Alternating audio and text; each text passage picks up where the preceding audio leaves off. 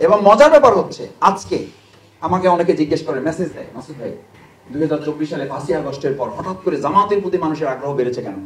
আমি বললাম, ভাই আলহামদুলিল্লাহ, অপেক্ষা করেন, এটা আল্লাহর ফয়সালা আর দুনিয়ার নিয়ম হচ্ছে যত বেশি অন্ধকার হবে, যত বেশি গরম হবে তত ঠান্ডার প্রয়োজন হবে, যত বেশি অন্ধকার হবে তত মানুষ আলোর প্রয়োজনীয়তা উপলব্ধি করবে। আল্লাহ তাআলা আমাদেরকে দুটো নিয়ামত দিয়েছেন, ইজা জা আনাসরুল্লাহি ওয়াল ফাত, একটা নাসর দিয়েছেন, একটা ফাত দিয়েছেন, সাহায্য করেছেন, বিজয় করেছেন। কারণ 2024 সালে 5ই আগস্ট সকাল 10টা 11টা 12টা 1টা পর্যন্ত এখানে একজন মানুষ বুকে হাত দিয়ে বলতে পারবেন না যে ভাই এই পরিস্থিতি আমি আসলে কল্পনা করেছিলাম। এই 15.5 বছরে আমরা ব্যাংক তৈরি করেছি, ব্যাংকগুলো শেষ করেছি। আসলে ব্যাংক শেষ করছে ব্যাংক শেষ করার জন্য না, ওই যে বলছে না যে তোমাকে বকাঝকা করছি তোমাকে করার জন্য, যাতে পাশের লোকটা বুঝতে পারে। আমাদের ব্যাংক ধ্বংস করেছে এই জন্য যে আমাদেরকে দুর্বল করার জন্য, মনে করেছে ব্যাংক শেষ করলে আমরাও কি হয়ে যাব, আমরাও শেষ হয়ে যাব। আমরা হসপিটাল করেছি, আমাদের চিকিৎসা সেবা শেষ করে দিয়েছে। বলছে যে জামাত ইসলামী যাই করুক, এই জামাত এই প্রতিষ্ঠানগুলো যখন পরিচালনা করতো তখন কি সুন্দর সেবা পাইতাম, আর কারা কি নাকি নিয়েছে, এখন কোনো সেবা তো নাই, অথচ এখানে আসলে আমরা আরো অসুস্থ হয়ে যাচ্ছি। আমি তখন বলতাম, ভাই কেন কি হয়েছে? বলছে যে ভাই এটা আগে জামাত চালাইতো না। বললাম আমি তো তাই শুনছি। বলছে এখন কি হয়েছে ভাই? আমি বললাম যে এখন জামাতের কাছে নাই, এখন অন্যরা নিয়ে গেছে। বলছে এই জন্য কপালটা পড়ছে। বাংলাদেশ জামাত ইসলামী যদি ব্যাংক পরিচালনায় সফল হয়, বাংলাদেশ জামাত ইসলামী যদি স্বাস্থ্য সেবায় সফল হয়, বাংলাদেশ জামাত ইসলামী যদি শিক্ষার জগতে বিশ্ববিদ্যালয় করে সফল হয়, বাংলাদেশ জামাত ইসলামী রাষ্ট্রীয় কাঠামো পরিচালিত সফল হবে আমাদের সাথে আমাদের জানের শত্রু, আমাদের জীবনের প্রতিপক্ষ যারা, তারাও এটা মানতে বাধ্য যে বাংলাদেশ জামাত ইসলামীর কাছে আর কিছু না থাকুক, তাদের কাছে সততা এবং দক্ষতায় তাদের সাথে কুলিয়ে ওঠা যায়। সঙ্গত কারণে আমাদের ব্যাপারে যতই ধারণা খারাপ থাকুক, যতই দুর্বল থাকুক, শহীদ মাওলানা মতিউর রহমান নিজামী, শহীদ আলী হাসান মুজাহিদ, আপনারাই জানেন গোটা পৃথিবীতে একটা পরিচালিত। আমরা চ্যালেঞ্জ করেছি এবং চ্যালেঞ্জে আমরা উত্তীর্ণ হয়েছি। আল্লাহ তাআলা আমাদের প্রতি অনুগ্রহ করেছে, এটা আমাদের কোনো কৃতিত্ব না যে ওনারা দুইজন মন্ত্রণালয় পরিচালনা করে চ্যালেঞ্জ করেছিলেন যে আমরা যদি 2 টাকার দুর্নীতি করেছি এটা কেউ প্রমাণ করতে পারে, তাহলে মন্ত্রণালয় নয়, সংসদ সদস্য পদ নয়, জামাত ইসলামীর সাধারণ সহযোগী পদ থেকেও আমরা পদত্যাগ করব। আলহামদুলিল্লাহ আজ পর্যন্ত কেউ এই চ্যালেঞ্জ গ্রহণ করতে পেরেছে? আমরা শহীদ পরিবারগুলোকে, আপনারা জানেন আলহামদুলিল্লাহ আল্লাহর মেহেরবানি যে আমরা প্রত্যেক শহীদ পরিবারকে 2 লাখ টাকা করে আমরা ইতিমধ্যে দেওয়া প্রায় শেষ করেছি। আমাদের এখানে প্রায় 100-র উপরে শহীদ পরিবার আমরা পেয়েছি আমাদের শুধু সিটি সাউথ। এবং সমস্ত আহত পঙ্গু যারা আছেন আমাদেরকে আমরা কানেক্ট করতে পেরেছি, তাদের চিকিৎসার ব্যাপারে আমরা গিয়ে হসপিটালে পরিবারগুলোকে বলেছি যে আপনারা রক্ত দিয়েছেন, আপনার ছেলে গুলিবিদ্ধ হয়েছে, আপনার ছেলে হাত হারিয়েছে, পা হারিয়েছে, চোখ হারিয়েছে, এর চেয়ে আর বেশি কিছু করতে হবে না। আমরা হসপিটালকে বলে দিয়েছি বাকি সমস্ত ব্যয়ভার আমরা বহন করব। আজকেও নতুন নতুন কিছু কথা শোনা যায়, টেলিভিশনে আলোচনা দেখি, যেই লাউ সেই কদু। গ্রামে এখন কথা উঠে গেছে মুদ্রার এপিট ওপিট, কেউ আবার এই কথা বলতে বসেছেন, এক ফ্যাসিস্টকে সরিয়ে আর এক ফ্যাসিস্ট যেন না আসতে পারে, সতর্ক থাকতে হবে। সামান্য একটা বক্তৃতা করছেন, ছাত্ররা মানে উঁচু গলায় বলতেছেন আমরা কোনো ফ্যাসিস্টকে বসানোর জন্য কোনো ফ্যাসিস্টকে সরাই নাই, সুতরাং সাবধান থাকতে হবে। তার অর্থ হচ্ছে আমাদের মধ্যে এখন একটা উদ্বেগ উৎকণ্ঠা রয়ে গেছে যে আমরা এক চাঁদাবাজ থেকে মুক্ত হয়ে আর এক নতুন চাঁদাবাজের দিকে যেন আমাদেরকে ধাবিত হতে না হয়। এবং বাংলাদেশ জামাত ইসলামী আপনাদেরকে আশ্বস্ত করে যাচ্ছে, আমাদের যতটুকু সামর্থ্য আছে, আমাদের যতটুকু সাধ্য আল্লাহ দিয়েছেন, আপনারা আল্লাহর রাস্তায় আমাদের এই ছোট ছোট মানুষগুলোকে, আপনাদের সাধ্য আমাদের চেয়ে অনেক বেশি, এরপরেও যদি মনে করেন বাংলাদেশ জামাত ইসলামী আপনার পাশে সামান্য একটা দেয়াল হিসাবে দাঁড়িয়ে আপনাকে কোনো রকম সাপোর্ট দিতে পারবে, আমরা আল্লাহর উপরে ভরসা করে আপনাকে আশ্বস্ত করে যাচ্ছি যে কোনো ধরনের অন্যায়, যে কোনো ধরনের অপশাসন, যে কোনো ধরনের চাঁদাবাজি, দখলদারিত্বে যদি আপনাকে কেউ বিরক্ত করে, আমরা আমাদের সর্বস্বটুকু দিয়ে আপনার পাশে দাঁড়িয়ে আপনাকে আমরা সহযোগিতা করব ইনশাআল্লাহ। আসসালামু আলাইকুম রহমতুল্লাহ। সুপ্রিয় দর্শক, গত শনিবার রাতে বাংলাদেশ জামাত ইসলামীর নিউ মার্কেট থানার উদ্যোগে স্থানীয় এক কনভেনশন হলে আইটি ব্যবসায়ীদের সম্মানে আয়োজিত সুধী সমাবেশ অনুষ্ঠিত হয়েছে। ওই সুধী সমাবেশে প্রধান অতিথি হিসেবে উপস্থিত ছিলেন বাংলাদেশ জামাত ইসলামের কেন্দ্রীয় কর্মপরিষদের সদস্য ও ঢাকা মহানগরীর দক্ষিণের সেক্রেটারি ডক্টর শফিকুল ইসলাম মাসুদ ভাই। তো ওই অনুষ্ঠানে ডক্টর শফিকুল ইসলাম মাসুদ ভাই অসাধারণ একটা বক্তব্য দিয়েছেন, সেই বক্তব্যটা আপনাদের শোনাবো। তার আগে কয়েকটা কথা বলে নিই। সেটা হচ্ছে যে বাংলাদেশ জামাত ইসলামের ভিতরে কতটা সংগঠন আছে দেখেন। আইটি ব্যবসায়ী যাদের, তাদেরকে নিয়েও জামাত ইসলামের সংগঠন আছে। এর আগে আপনাদের দেখাইছি যে শ্রমিকদের নিয়ে আছে, ব্যবসায়ীদের নিয়ে আছে, মানে মাওলানাদের নিয়ে আছে, মানে এরকম যতগুলো সেক্টর আছে সব সেক্টরে কিন্তু বাংলাদেশ জামাত ইসলামের সংগঠন আছে। তো এটা আজকে আমি নতুন দেখলাম যে আইটি ব্যবসায়ীদের নিয়েও জামাতে ইসলামের সংগঠন আছে। তো সেখানেই একটা সুধী সমাবেশ হয়েছে এবং শফিকুল ইসলাম মাসুদ ভাই অসাধারণ একটা বক্তব্য দিয়েছেন। তো তার কিছু কথা আমি আপনাদের সামনে তুলে ধরি। যেমন ডক্টর শফিকুল ইসলাম মাসুদ ভাই বলেছেন যে কোনো অবস্থাতেই আওয়ামী লীগের দোসরদের অন্যায়, অপশাসন, চাঁদাবাজি, দখলদারিত্ব প্রতিরোধে বাংলাদেশ জামাতে ইসলামী সর্বশক্তি প্রয়োগ করে জনগণের পাশে থাকবে। কোনো চাঁদাবাজ, দখলদারদের ছাড় দেওয়া হবে না। অতীতে যারা অন্যায়, অপশাসন, চাঁদাবাজি ও দখলদারিত্ব করেছে তাদের বিচার এই বাংলার মাটিতেই হবে। আজ বা আগামীতে যারাই একই পথে হাঁটবে তাদের প্রতি কঠোর হুঁশিয়ারি উচ্চারণ করে বলেন, বাংলার মানুষ আর কোনো অপশক্তিকে ছাড় দিবে না। এতদিন বাংলাদেশ জামাতে ইসলামী দেশ সংস্কারের কথা বলেছে, এখন প্রতিটি মানুষ দেশ সংস্কারের পক্ষে কথা বলতেছে। এর সাথে তিনি আরও অনেকগুলো গুরুত্বপূর্ণ কথা বলেছেন। তো দর্শক, বেশি দেরি না করে চলুন আমরা ডক্টর শফিকুল ইসলাম মাসুদ ভাইয়ের পুরো বক্তব্যটা শুনে আসি। তবে আমি 2-1টি বিষয় আপনাদের সাথে শুধু শেয়ার করতে চাই। আমি যতটুকু শুনেছি এখানে আপনারা সম্মানিত ব্যবসায়ী নেতৃবৃন্দ এবং ব্যবসায়ীদের মধ্যে যারা প্রযুক্তিতে এগিয়ে আছেন সেই সমস্ত ভাইদেরকেই বিশেষভাবে আজকে এখানে আমন্ত্রণ জানানো হয়েছে। আপনারা আরো বেশি গৌরবান্বিত। আমাদের মহাগ্রন্থ আল কোরআনে প্রায় 750 উপরে আল্লাহ তাআলার নির্দেশনা আছে শুধু তথ্য বিজ্ঞান প্রযুক্তির উপরে। সেই বিষয় নিয়ে আপনারা কাজ করছেন। আজকে তথ্য প্রযুক্তি এত দূর এগিয়ে যাওয়ার পরও বিজ্ঞানের স্বীকৃতি হচ্ছে আল্লাহ প্রদত্ত এই 750 নির্দেশনার মধ্যে মাত্র 3-4% তথ্য প্রযুক্তি কোরআন থেকে মানুষ নিতে পেরেছে, বাকিটা এখনো অনুদ্ঘাটিত রয়েছে। তার ধারে কাছে আমরা এখনো পৌঁছতে, সেটা কখন? যখন আমরা বলছি যে এআই প্রযুক্তিতে আমরা পৌঁছে গেছি আর্টিফিশিয়াল ইন্টেলিজেন্স। অর্থাৎ আপনি শফিকুল ইসলাম মাসুদের দরকার নেই, এরকম শফিকুল ইসলাম মাসুদ এখন আপনারা ঘরে বসে বানিয়ে বক্তৃতা শুনতে পারবেন, কোনো অসুবিধা নেই। এখানে যে কোনো ব্যক্তিকে আপনারা এখন সেট করে পেতে পারবেন এবং করা হচ্ছে। আমাকে মাঝে মধ্যে আমরা একসময় বলতাম যে আল্লাহ তাআলা মানুষকে যে ব্রেন দিয়েছেন, এই ব্রেন 25টা কম্পিউটারে কাজ করে, একদম উন্নত 25টা কম্পিউটার যা করতে পারে, সুপারসনিক কম্পিউটার যা পারে, তা একটা ব্রেন তার চেয়ে আরো বেশি কাজ করতে পারে। আর এখন আবার এআই প্রযুক্তি এসে আমাদেরকে হুমকি দিচ্ছে যে সমস্ত ব্রেন ট্রেন আর কাজে লাগবে না, এখন প্রযুক্তি মানুষের সব কাজ করে দেবে, মানুষ বেকার হয়ে যাবে। আমি মাঝে মধ্যে জিজ্ঞেস করি, আচ্ছা ভাই কোনটা ঠিক বলেন? আপনারাই একসময় আমাদেরকে বলতেন মানুষের ব্রেন 25টা কম্পিউটারকে সক্ষমতা দেয়, আবার এখন আপনারাই বলছেন এরকম 300 লোকের কাছে একটা কম্পিউটার বসে করে দিতে পারে। এআই প্রযুক্তি এসে মানুষের সব চাকরি খেয়ে দেবে। এবং গত কয়েকদিন আগে মেইন স্ট্রিম পত্রিকা রেড কালারে হেডলাইন করেছে আমাদের এই দক্ষিণ মহাদেশে বা এই উপমহাদেশে প্রায় 30 কোটি মানুষের চাকরি এখন হুমকির সম্মুখীন। এটা শুনে আমরা আটকে উঠছি না?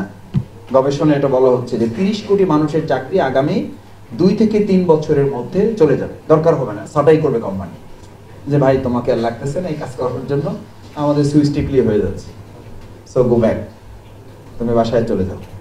আমি এই সব কথা পড়ার পরে, জানার পরে আমি নিজেকে কোশ্চেন করলাম যে আপনাদের গল্প আকারে প্রচলিত আছে, আমেরিকা এক সময় লাই ডিটেক্টর নামে একটা আবিষ্কার করেছিল যন্ত্র। লাই ডিটেক্টর, মিথ্যা ধরার যন্ত্র। তো মিথ্যা ধরার যন্ত্র ওরা আবিষ্কার করার পর ওরা ঠিক করলো যে এই মিথ্যা ধরার যন্ত্র আবিষ্কার করার পরে এটা তো কাউকে না কাউকে চালাইতে হবে, যে চালায় সে তাকে সেভ করে অন্যকে ধরার জন্য এটা চালায়। তার মানে তার পিছনে অর্থ হচ্ছে যে প্রযুক্তির পিছনেও তো একজন মানুষকে কাজ কোনো না কোনো ভাবে করতে হয়। তখন ওই লোকেরা ভাবলো তো মিথ্যা ধরার যন্ত্র আবিষ্কার করেছে, কিন্তু যেই লোকটা চালায় সেই লোকটা যদি মিথ্যাবাদী হয় তাহলে তো এই যন্ত্র দিয়ে খুব একটা কাজ হবে না। আমি এই সবটুকু প্রসঙ্গ টেনেছি। গোটা পৃথিবী তথ্য প্রযুক্তিতে যত বেশি এগিয়ে যাবে তত বেশি সৎ এবং দক্ষ মানুষের প্রয়োজনীয়তা উপলব্ধি হবে এবং এর সংকট তৈরি হবে। সেই সংকটে আমাদের ভূমিকা পালন করতে হবে। আপনি পৃথিবীতে এখন এই কথা আবিষ্কার করতে পারেন নাই যে এআই প্রযুক্তিতে সব দিতে পারবে। আমি অনেক সময় মজা করে বলি যে ভাই গুগলে সার্চ দিলে নাকি এখন সব পাওয়া যায়, এবং এমন কথা প্রচলিত হচ্ছে যে গুগল ব্যাট বসাবে, যে আপনি চাইলেই গুগলে নিতে পারবেন, ওখানে আবার টাকা দিতে হবে। আমি আচ্ছা দিলাম। আচ্ছা গুগল এত কিছু করলো, গুগলকে বলেন ভাই গুগল আসসালামু আলাইকুম, আমাকে 5 জন সৎ মানুষ সার্ভিস করেন, আমার ঠিকানা হলো এই।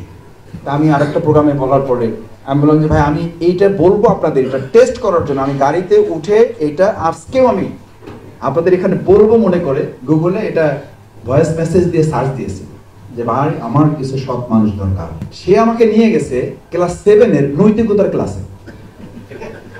সে আমাকে নিয়ে গেছে ক্লাস 7 এর নৈতিকতা। তার মানে হচ্ছে এই সম্পর্কে তার কোনো ধারণা নাই। কেন নাই? দেখেন, আমি এটা নিতান্তই যোগের বশবর্তী বলি না। আবুল হেকাম সেই সময় সবচেয়ে বড় জ্ঞানী ছিল। ওই লোকটা তো আবু জেহেল ছিল না। তো আবু জেহেল কে বানিয়েছে তাকে? আবু জেহেল বানিয়েছে কোরআন নাজিল হওয়ার পর, ওহির জ্ঞান আসার পর। মানুষের জ্ঞান দেওয়া চলবে না, মানুষের জ্ঞানকে ওহির জ্ঞান আবু জেহেল করে দিয়েছে। আজকে এখানে যারা আছেন, আমি আপনাদের প্রথম অনুরোধ করতে চাই, মানুষের সমস্ত জ্ঞান যদি কোরআনের জ্ঞান দ্বারা পরিচালিত হতে ব্যর্থ হয়, তাহলে ওই লোকটা ওই জ্ঞান আবু জেহেল ছাড়া কিছুই নয়। সে যেই হোক, সে ডক্টর শফিকুল ইসলাম মাসুদও যদি হয়, কিছুই যায় আসে না। ও আবু জেহেল, ও সব জ্ঞান আছে। আপনি নিশ্চয়ই স্বীকার করবেন, আবু জেহেল ওই সময় শ্রেষ্ঠ জ্ঞানী শুধু ছিল না, সমস্ত তথ্য প্রযুক্তি জ্ঞান বিজ্ঞানের দিক থেকে তাদের স্বীকৃতি ছিল। সে হল আবুল হেকাম। কখন আবু জেহেল হয়ে গেছে? যখন কি আসছে? ওই আসছে। আচ্ছা, আপনি বলেন, আজকের যুগের সবচেয়ে জ্ঞানী লোকটার সাথে যদি ওই কোরআনের সম্পর্ক না থাকে, তাহলে ও ডক্টর আব্দুল হবে, ও ডক্টর আব্দুর রহিম আব্দুল জব্বার হবে না, আবু জেহেল হবে। প্রিয় নবী মুহাম্মদ রাসূলুল্লাহ সাল্লাল্লাহু আলাইহি ওয়াসাল্লাম, তার উপর তখন ওহী আসে নাই। তিনি মানুষের মাঝে সৎ এবং দক্ষ হিসাবে পরিচিতি পাওয়ার জন্য তিনি কিন্তু ব্যবসার মাধ্যমে মানুষের কাছে কি হয়েছেন? আবু তালেব চাচার সাথে তিনি ব্যবসায় যেতেন। এবং মজার ব্যাপার হচ্ছে, আজকে আমাকে অনেকে জিজ্ঞেস করে, মেসেজ দেয়, মাসুদ ভাই 2024 সালে 5ই আগস্টের পর হঠাৎ করে জামাতের প্রতি মানুষের আগ্রহ বেড়েছে কেন? আমি বললাম, ভাই আলহামদুলিল্লাহ, অপেক্ষা করেন, এটা আল্লাহর ফয়সালা। আর দুনিয়ার নিয়ম হচ্ছে, যত বেশি অন্ধকার হবে, যত বেশি গরম হবে, তত ঠান্ডার প্রয়োজন হবে। যত বেশি অন্ধকার হবে, তত মানুষ আলোর প্রয়োজনীয়তা উপলব্ধি করবে। আল্লাহ তাআলা আমাদেরকে দুটো নিয়ামত দিয়েছেন, ইজা জা আনাসরুল্লাহি ওয়াল ফাত। একটা নাসর দিয়েছেন, একটা ফাত দিয়েছেন, সাহায্য করেছেন, বিজয় করেছেন। কারণ 2024 সালের 5ই আগস্ট সকাল 10টা 11টা 12টা 1টা পর্যন্ত এখানে একজন মানুষ বুকে হাত দিয়ে বলতে পারবেন না যে ভাই এই পরিস্থিতি আমি আসলে কল্পনা করেছিলাম। এমনকি সেনাপ্রধান যখন বক্তব্য দেন, তখনও কেউ কেউ মনে করেছিলেন নিশ্চয়ই এমার্জেন্সি ডিক্লেয়ার হবে। 5ই আগস্ট বিকেল 3টা বা 2টা 2:30টা পর্যন্ত আপনি কিন্তু এই পরিস্থিতির জন্য কেউ প্রস্তুত ছিলাম না। আমরা হয়তো চেষ্টা করেছি, আমরা আল্লাহর কাছে সাহায্য চেয়েছি। আপনারা ময়দানে ভূমিকা পালন করেছেন, জীবন বাজি রেখেছেন, ব্যবসায় ঝুঁকি নিয়েছেন, আপনার সহায় সম্পদ এগুলো আপনি বিনিয়োগ করেছেন যে আল্লাহ একটা ভালো পরিস্থিতি আমাদেরকে দেন। এই যে আল্লাহ দুটো সাহায্য, একটা হলো ফাত এবং নাসর, এর সাথে কিন্তু আল্লাহ আরেকটা আমাদেরকে বোনাস দিয়েছেন, ফি দীনিল্লাহি আফওয়াজা। এখন এই কথাটা প্রসঙ্গ কেন টেনেছি? মুহাম্মদ রাসূলুল্লাহ সাল্লাল্লাহু আলাইহি সাল্লাম ব্যবসার মাধ্যমে এই যে দাওয়াতি কাজের সুযোগ তিনি তৈরি করেছেন, শুধু সুযোগ তৈরি করেন নাই, তিনি একই সাথে দক্ষতার পাশাপাশি সবচেয়ে বেশি যেটাকে উপস্থাপিত করতে পেরেছেন সেটা হলো কি? সততা। সঙ্গত কারণে আজকে এটা পরিচালিত আছে। আমি ছাত্র শিবির থেকে বলতাম, পরে অন্য দল তার ব্যবসা পরিচালনা অ্যাকাউন্টেন্ট হিসাবে একজন কি লোক চায়? 2 নম্বর লোক। কি লোক চান আপনারা? এমনও লোক দেখেছি নিজে নামাজ পড়ে না, নিজে সিগারেট খায়, কিন্তু সে মেসেজ পাঠায়, মাসুদ ভাই 5 ওয়াক্ত নামাজি দেখা, দান বাম করে না। এইরকম একজন লোক বিশেষ করে উল্লেখ করে দেয়, শিবিরের সদস্য ছিল, সাথে হইলে হবে না, সদস্য ছিল, এরকম একজন লোক আমার দোকানে দরকার। দেখেন সেই সময় হযরত খাদিজাতুল কুবরা রাদিয়াল্লাহু তাআলা আনহা, তখন তিনি ইসলাম কবুল করেন নাই। তার মানে কি সেই সময় মুহাম্মদ রাসূলুল্লাহ সাল্লাল্লাহু আলাইহি ওয়াসাল্লামের বাইরেও কি এরকম দক্ষ ব্যবসায়ী ছিল না? ছিল না? ছিল, কিন্তু কি ছিল না?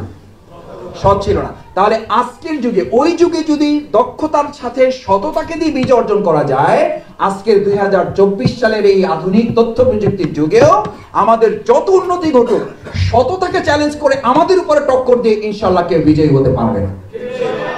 ব্যবসা তো হচ্ছে সেটা, ওয়াতুজাহিদুনা ফি সাবিলিল্লাহি বিআমওয়ালিকুম ওয়া আনফুসিকুম। অতঃপর ইমানদারদেরকে আমি নির্দেশ দিচ্ছি, হাল আদুল্লুকুম, আমি তোমাদেরকে কি একটা ব্যবসার কথা বলবো? তিজারাতিন তুনজিকুম মিন আযাবিন আলিম। এইজন্য আমি বলি যে ব্যবসা আপনারা যেটা করেন, আমারটাও কিন্তু ব্যবসা, আমারটা কিন্তু খারাপ না। আলহামদুলিল্লাহ, এখানে আমরা যারা আজকে হাজির হয়েছি, আমাদের দুনিয়ার ব্যবসার সাথে সাথে আমরা পরকালের একটা বড় ব্যবসার সাথে সম্পৃক্ত হতে পেরে আল্লাহ শুকরিয়া আদায় করছি, আলহামদুলিল্লাহ। দুনিয়ার এই ব্যবসা এবং পরকালের ব্যবসা, তুনজিকুম মিন আযাবিন আলিম, আমাদেরকে জাহান্নামের আযাব থেকে বাঁচায়। আজকে এখানে যারা উপস্থিত আছেন, বাংলাদেশ জামাত ইসলামী এই মূল ব্যবসায় আপনাদেরকে সম্পৃক্ত করার কথাই বলতে চায়। যেহেতু আপনি ব্যবসায়ী, আপনি বুঝবেন ব্যবসার মূল পুঁজি কি। আল্লাহ তাআলা পুঁজির কথা বলে দিলেন, তিজারাতিন তুনজিকুম মিন আযাবিন আলীম তুমিনুনা বিল্লাহ। এটা আল্লাহর বিধান। আপনি যদি এটাকে ধারণ করতে পারেন, পৃথিবীর কোনো বড় ব্যবসায়ী আপনাকে হার মানাতে পারবে না ইনশাআল্লাহ। কেন? রাসূল করিম সাল্লাল্লাহু আলাইহি সাল্লামের কাছে ওই যুগে ইহুদি খ্রিস্টানরা আসলো, মুহাম্মদ সাল্লাল্লাহু আলাইহি সাল্লামের ব্যবসার মাধ্যমে তাকে ধরাশয়ী করা, সাহাবীদেরকে দুর্বল করা, ইমানদারদেরকে দুর্বল করা। যেমন এই 15.5 বছরে আমরা ব্যাংক তৈরি করেছি, ব্যাংকগুলো শেষ করেছি। আসলে ব্যাংক শেষ করছে ব্যাংক শেষ করার জন্য না, ওই যে বলছে না যে তোমাকে বকাঝকা করছি তোমাকে করার জন্য, যাতে পাশের লোকটা বুঝতে পারে। আমাদের ব্যাংক ধ্বংস করেছে এই জন্য যে আমাদেরকে দুর্বল করার জন্য। মনে করেছে ব্যাংক শেষ করলে আমরাও কি হয়ে যাব, আমরাও শেষ হয়ে যাব।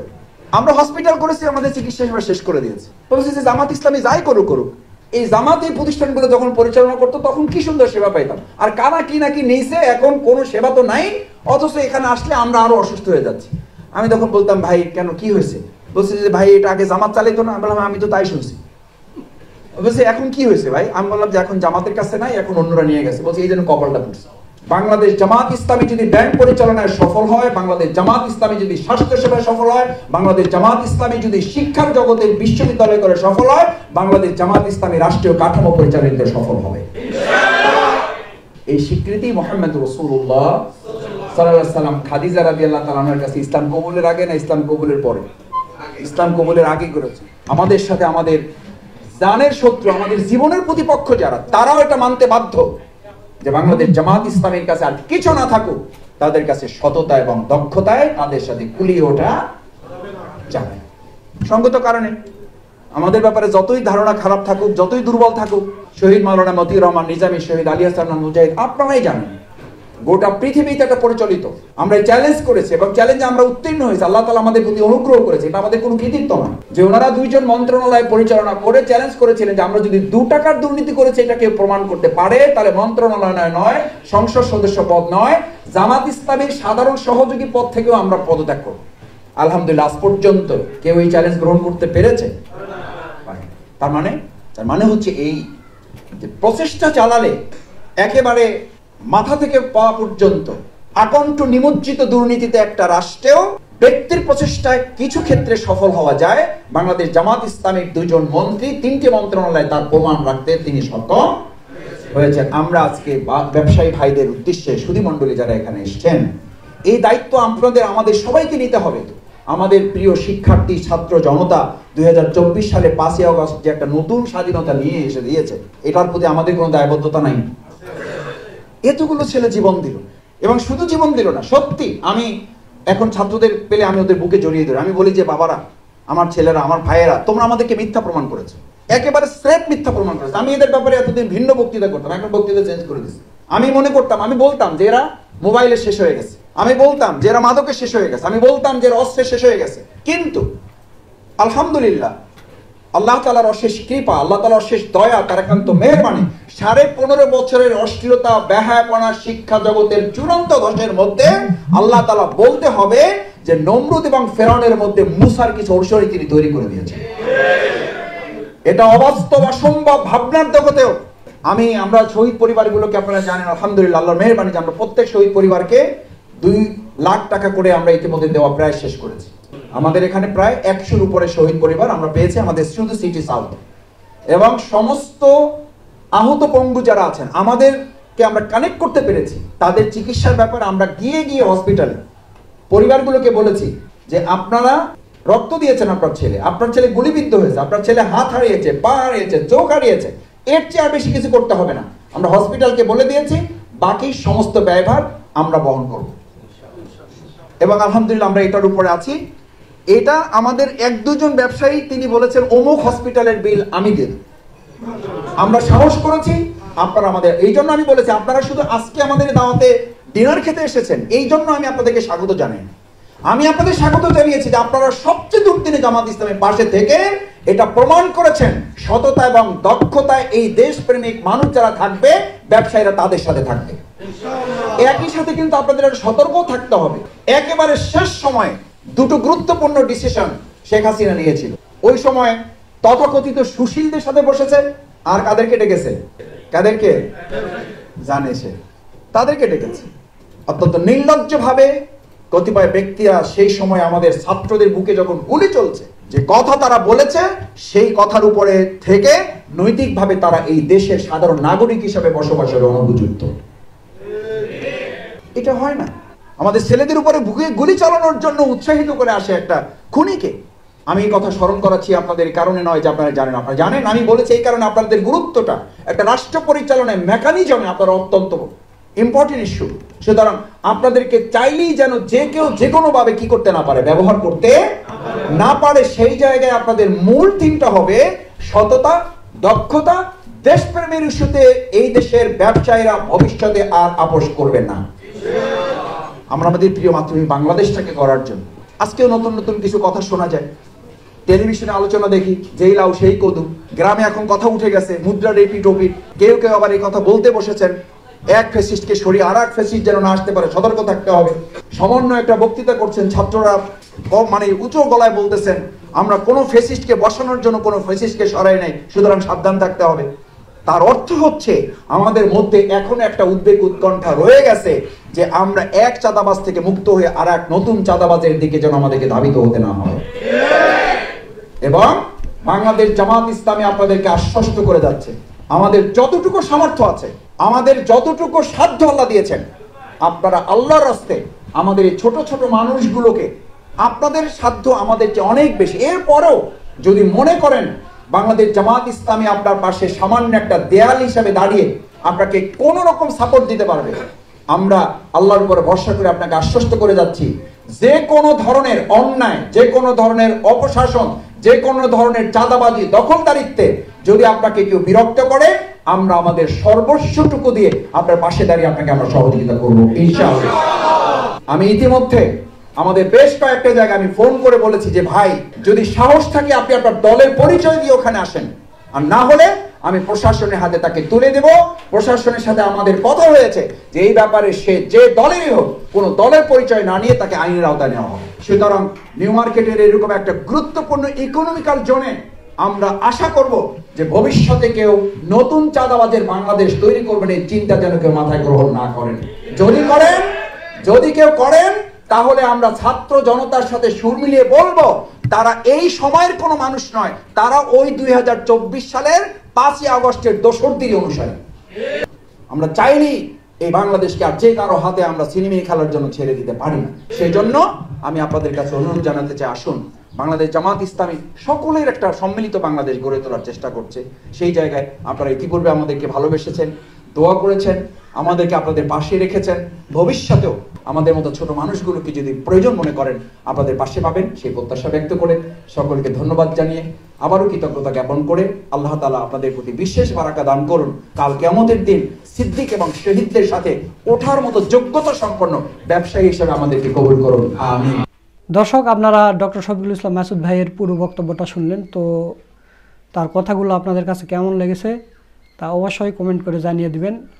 আর ভিডিওটা যদি ভালো লাগে শেয়ার করবেন, লাইক করবেন। আজকের ভিডিও এই পর্যন্তই, পরবর্তীতে কোনো নতুন ভিডিও নিয়ে আবার আপনাদের সামনে আসবো ইনশাল্লাহ।